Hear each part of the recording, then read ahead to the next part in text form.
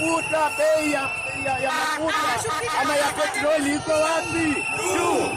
Imebidi diesel iko wapi? Juu.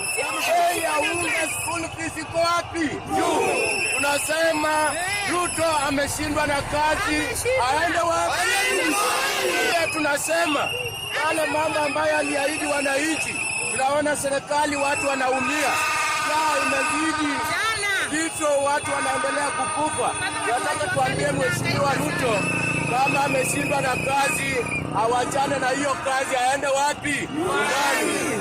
Raila Amolo Odinga ndiye aliyefanya nini? Aliyechaguliwa.